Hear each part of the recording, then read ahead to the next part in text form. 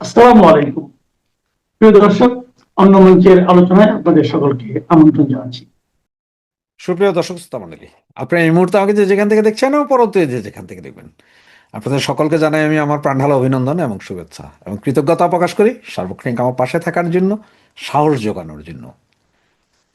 আপনারা সাবস্ক্রাইব করতে ভুলবেন না প্লিজ। আপনাদের প্রতিটা সাবস্ক্রাইব এবং প্রতিটা লাইক কমেন্টস আমাকে নতুন নতুন ভিডিও বানাতে উৎসাহিত করে এবং আরও লাখো লাখো লোক এই ভিডিও দেখতে পায়। তারপরে এতক্ষণ তো চিন্তা করছেন না, এই ব্যানার এবং হেডলাইন দেখে হঠাৎ করে আমি এটা কি বললাম যে নেক্সট রাষ্ট্রপতি কি জুবাইদা রহমান মানে তারেক রহমানের স্ত্রী বা কন্যা কিনা, কে হবেন নেক্সট রাষ্ট্রপ্রধান। চলুন সে বিষয়টা জানি যে আমি এই খবর কোত্থেকে পেলাম বা কেন বললাম হঠাৎ করে, এই বিষয়টা জানা উচিত না আপনাদেরও মনে সন্দেহ থাকতে পারে যে এই খবর কোত্থেকে আসলো বা কি আসলো। তো এটা হচ্ছে যে একটা থিওরি থিওরি বলছি আমি আপনাকে, বা আমার চিন্তা, আমার মাথায় যে চিন্তা আসছে সেটাই আমি আসলে আপনাদের সাথে শেয়ার করছি। এর অন্য কিছু না। আপনারা গতকালকে সংসদ অধিবেশন তো দেখলেন না? এই যে আমার পেছনে যে এই ইয়েটা দেখছেন, ছবিটা দেখছেন, সেটা হচ্ছে যে সংসদে ওই যে প্লেকার্ড তুলে তুলে যে আন্দোলন করেছে ওই যে এনসিপি, বাচ্চা কন্ডম পার্টি, তারপর রাজাকার পার্টি সহ এই 80 জনের যে আন্দোলন, সেটার ছবি এটা। তো এরা দেখছেন যে আপনি যখন এই রাষ্ট্রপতি আসবে, যখন গান বাজানো হইলো মানে আমার সোনার বাংলা জাতীয় সঙ্গীত, তখনও এরা না দাঁড়িয়ে সেখানে বৈশা আপনার কি করতেছে, যে আন্দোলন করছে। হয়ারাজ রাষ্ট্রপতির পেছনে রাষ্ট্রপতিরকে যারা গার্ড দিচ্ছেন তারা বলছেন যে উঠে দাঁড়ান উঠে দাঁড়ান। এমনকি মির্জা ফখরুল ইসলাম আলমগীরও আঙ্গুল দিয়ে এমনি এমনি দেখাইয়া বলতেছে উঠে দাঁড়ান। তো এমনি এমনি করে আমার মনে হয় যে জামাতের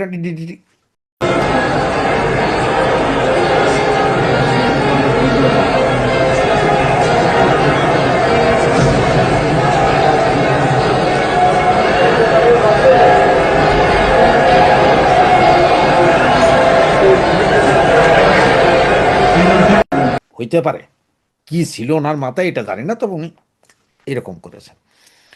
তো এগুলা দেখলেন আপনারা। এরপরে রাষ্ট্রপতিকে যখন এরা ভুয়া ভুয়া বা ওই যে হাসনাত আবদুল্লাহ যখন চেইতা যায় মারতে যাচ্ছে নাহিদ,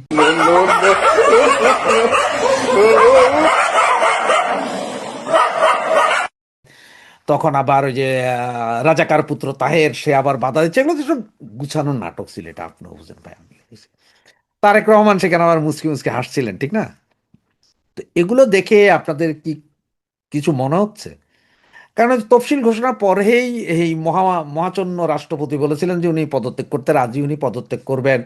এরপরে আবার বলছেন যে যদি বিএনপি চায় তাহলে উনি ওনার টার্ম পুরাটা শেষ করতে পারেন। দুটোটা কথাই কিন্তু বলছেন, মানে দুই দিকে খুশি রাখছেন। কারণ প্রথমটা বলার পরে আবার বলছেন যে না আপনি এটাও বলেন, তখন এইটাও বলছে।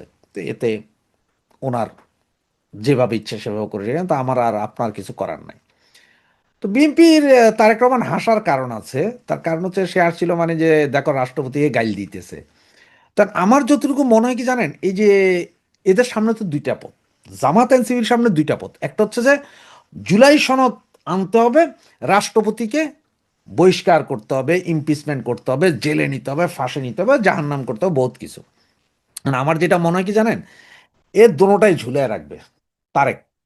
তারেক দুইটাই ঝুলাই রাখবে, মানে জুলাই সনদও করবে না, রাষ্ট্রপতিকে রাখবে। পরে ওদের চয়েস দিবে তোমরা কোনটা চাও, রাষ্ট্রপতির বহিষ্কার না জুলাই সনদ, দুইটার একটা বাসো, দোনোটা হবে না। আর এগুলা নিয়ে এই রাষ্ট্রপতি আর জুলাই সনদ নিয়ে সংসদ গরম করবে, কারণ অন্য কিছু নিয়ে তো গরম করার নাই, কারণ দুর্ভিক্ষ চলবে ভাই। আর 3 মাস পরে সারা পৃথিবী দুর্ভিক্ষের মধ্যে পড়ছে, আর বাংলাদেশ কোন ছাড়।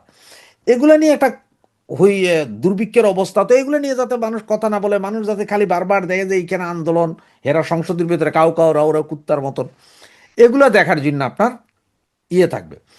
তো এই পরিস্থিতিতে শেষ পর্যন্ত যদি এমনও হয় যে হয়তো জুলাই সনদ বাদ দিয়ে রাষ্ট্রপতিরে সরাইতে পারে, বা যদি জুলাই সনদের কিছু কিছু যেটা নোট অফ ডিসেন্ট দিয়ে ওনারা বাকি এগুলো যদি মেনে যদি আনেও রাষ্ট্রপতিকে সরায়, তাহলে বিএনপিতে একজন বিশ্বস্ত রাষ্ট্রপতি লাগবে।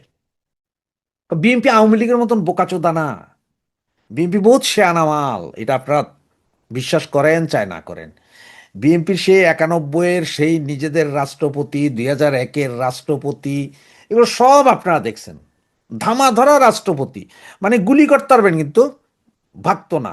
স্পিকারগুলো এরকম, জমিরুদ্দিন সরকারের কথা মনে আছে তো, উনি বলছে যে আমার লাশ যাবে সংসদে, আমি দাঁড়ামই, এবার তোরা স্পিকার নির্বাচিত কর, কারে করবি কর। যদিও আমরা তখন আওয়ামী লীগ ক্ষমতায় আসছে, আওয়ামী লীগের হবে, কিন্তু টেরা ছিল বিএনপির। আওয়ামী লীগের মতো এরকম না যে রাষ্ট্রপতি করবেন আর হে আওয়ামী লীগেরই ডট ডট মেরা দিবে, এরকম না। তো সেই হিসেবে আমার মনে হয় যেন জুলাই সনদের যে যে জিনিসগুলো, যে রাষ্ট্রপতির ক্ষমতা বাড়ানো, অমুক বাড়ানো তমুক বাড়ানো, যে কথাগুলো আছে, এতে দুইটা সূত্র ভিতরে। এক, তারেক রহমানের স্ত্রী ডাক্তার জুবাইদা রহমান, উনাকে রাষ্ট্রপতি বানাইতে পারেন, অথবা ওনার মেয়ে জায়মা রহমান, উনিও ব্যারিস্টারি পাশ করে গেছেন লন্ডন থেকে, ওনাকেও বানাইতে পারেন। যাকে হোক, যে কোনো একজনকে, এই দুইজনই হয়তো তারেক রহমান সর্বোচ্চ ভরসার জায়গা হইতে পারে, এই দুইজনের একজনের বানাই দেন। বানাই দিলে কি হবে, ধরেন আপনাদের যাই বলি যে 3 বছর পরে ইলেকশন, 5 বছর পরে ইলেকশন, নিয়মতান্ত্রিক হলে 5 বছর পরে ইলেকশন, সেই ইলেকশনে রাষ্ট্রপতির তো বহু ক্ষমতা থাকবে জুলাই সনদের আদলে, তাহলে বিএনপিরে জিতে আনা সহজ। আর যদি আপনার কোনো কারণে যদি 3 বছর আগে হয়, তাতেও রাষ্ট্রপতি হাতে থাকবে। মানে এই যে 24-এর জুলাই আগস্টে যে কাহিনী হয়েছে আওয়ামী লীগের সাথে, মোতামার্কা একজন রাষ্ট্রপতি থাকাতে যা হয়েছে, তা হইতে দিবে না বিএনপি। আর তা হইতে দিবে না বিএনপি বিধায় কাকে রাখা যায়, জাইমা বা জুবেদাকে বসানো যায়। এখানে তো কোনো ইয়ে নাই যে জাইমারে বা জুবাইদারা আনতে পারবেন না। বিএনপির মধ্যে এমন কারো ঘাড় নাই যিনি বলবেন যে না, হবে না। কারণ হচ্ছে ডাক্তার ইউনূসরা আনবে না, এটা ভুল কথা। আবার শফিককেও নিয়ে বসাবে না, জামাতের শফিককে নিয়েও তারেক বসাবে না। তারেক বোধ শেয়ার আমার, ওই যে আমি বারবার বলি, তারেকের এক দাঁতের বুদ্ধিও বোধ জনের নাই আমাকে।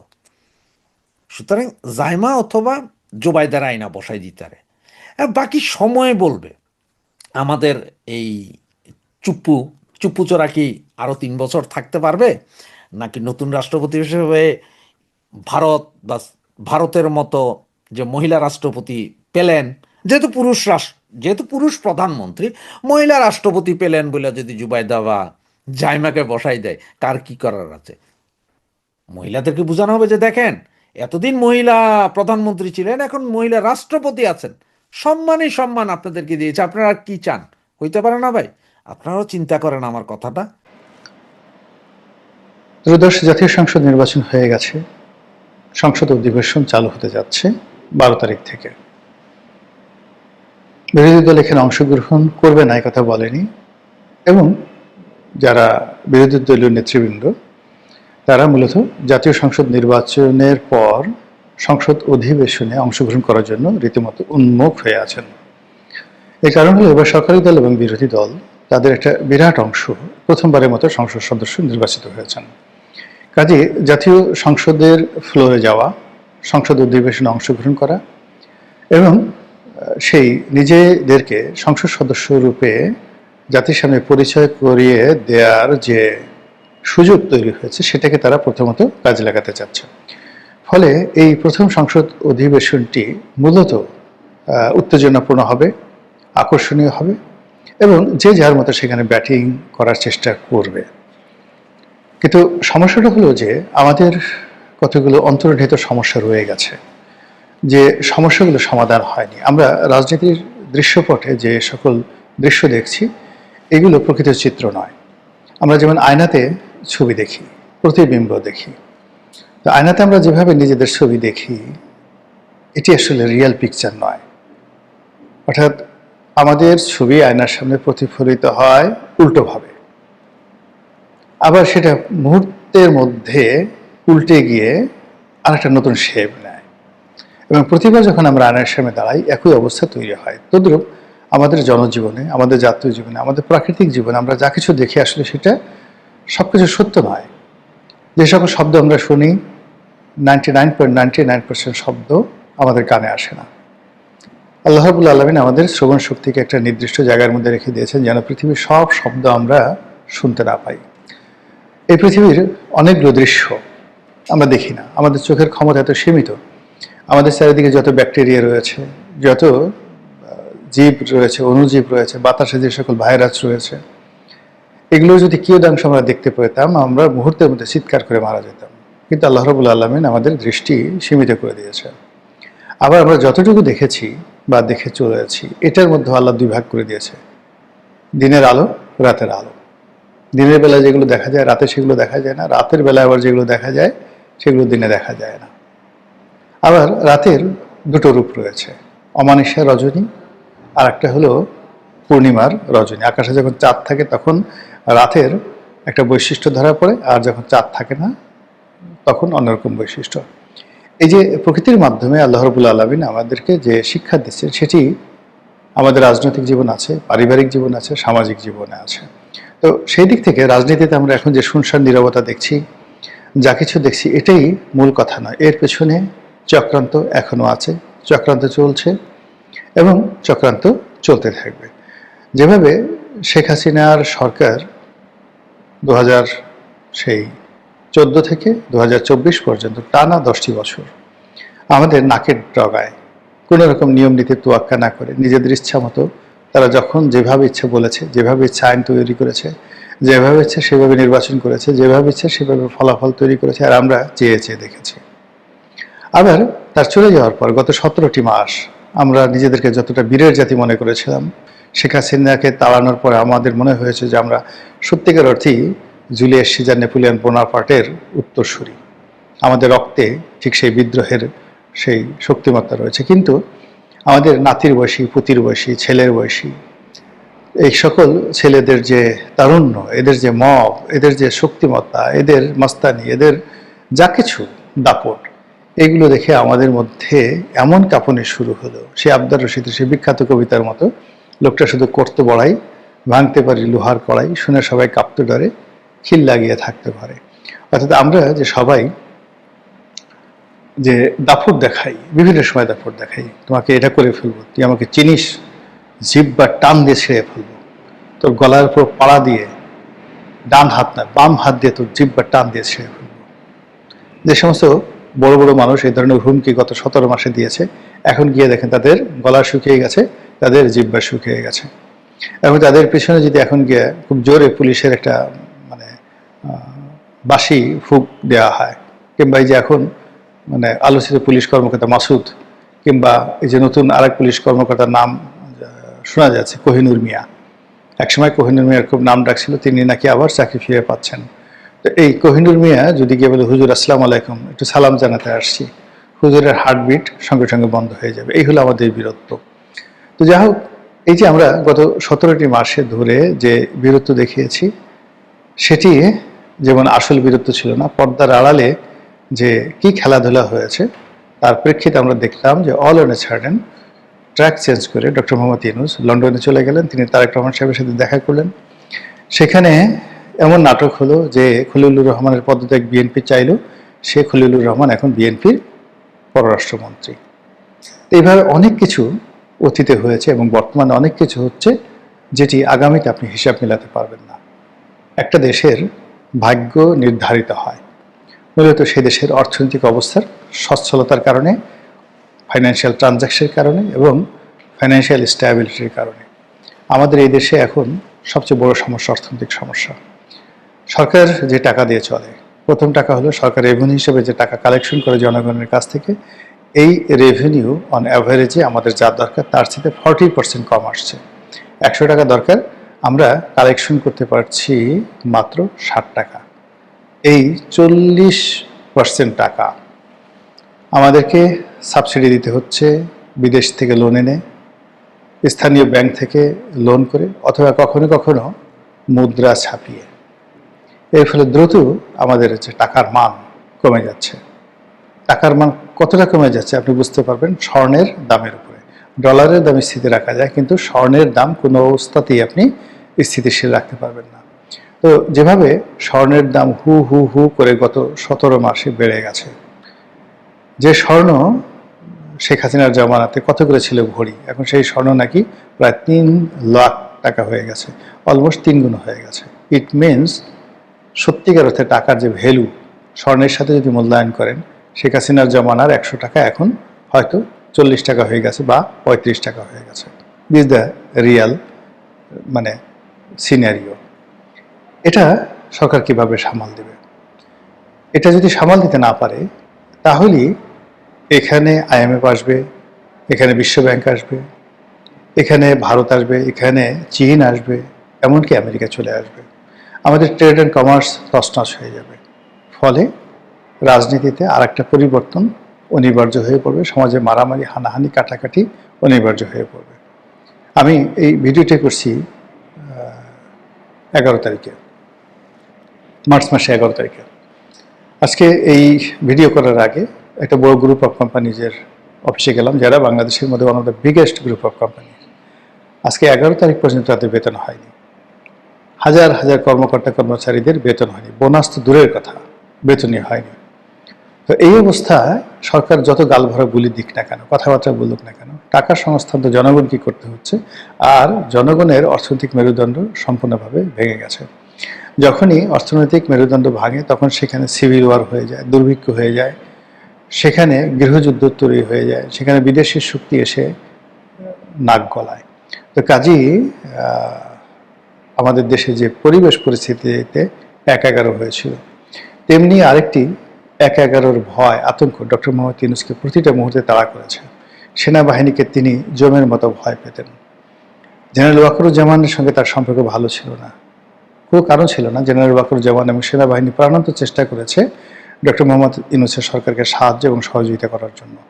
কিন্তু তারপরে ওই যে আতঙ্ক, বিকজ রাষ্ট্রের যে সমস্যাগুলো, সেই সমস্যাগুলো তিনি বুঝতে পেরেছিলেন ক্ষমতায় থাকার কারণে। এবং এরকম একটা পরিস্থিতিতে যাওয়া হয়, ঠিক একই অবস্থা 1974 সনে যে দুর্ভিক্ষ, ওই সময় যে অর্থনৈতিক দুরবস্থার কারণে সেনাবাহিনীর সঙ্গে জনগণের সঙ্গে সরকারের যে সম্পর্ক খারাপ হয়ে গেছিল, তার প্রেক্ষিতে বাকশালের প্রেক্ষিতে একটি 15ই আগস্ট অনিবার্য হয়ে পড়েছিল, তার সঙ্গে সঙ্গে দুর্ভিক্ষ।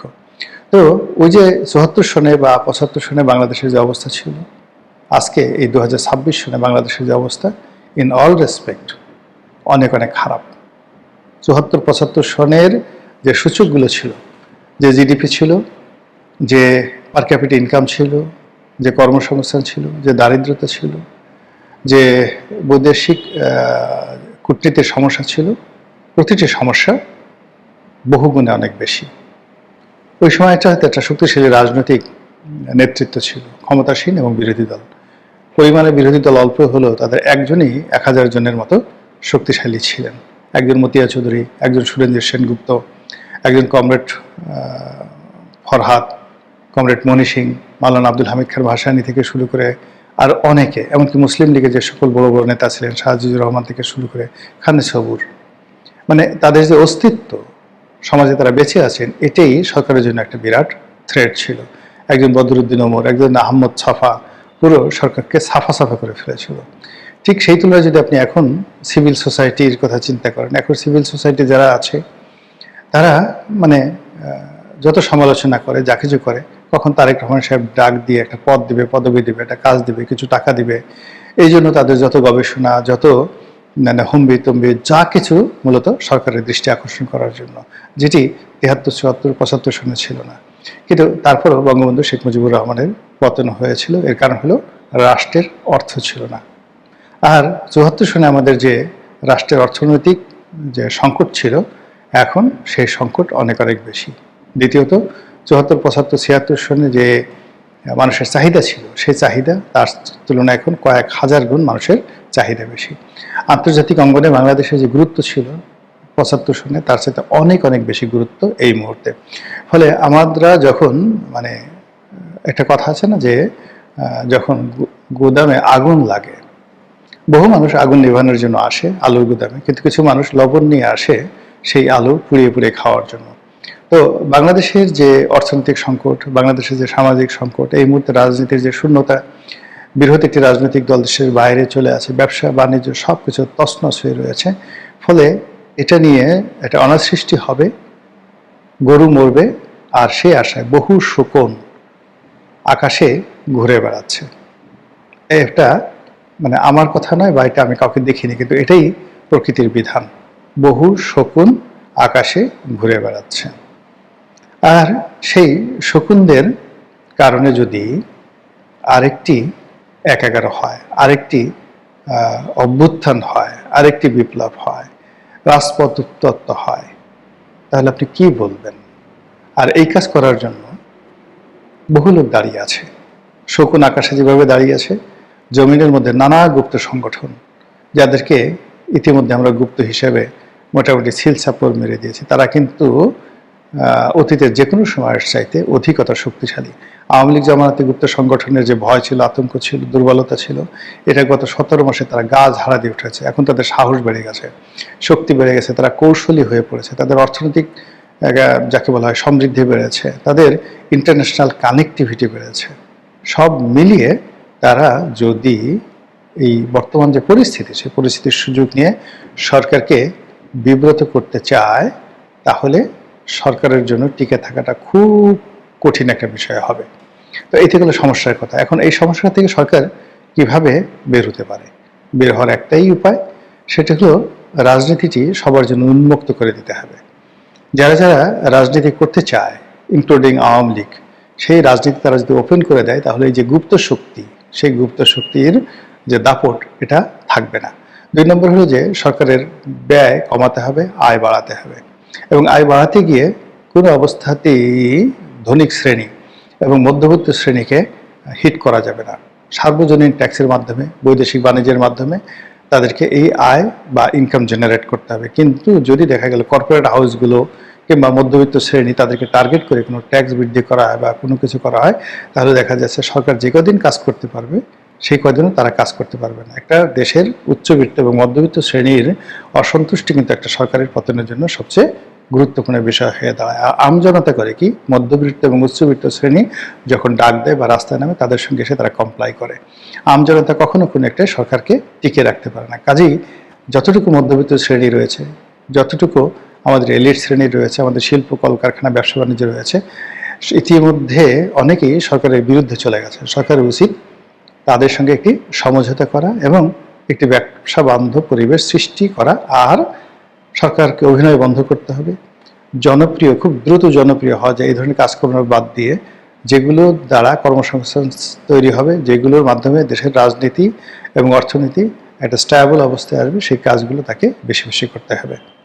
মহান আল্লাহ আমাদের সবাইকে হেদায়েত দান করুন এবং হেফাজত করুন। আসসালামু আলাইকুম ওয়া রাহমাতুল্লাহি ওয়া বারাকাতুহু।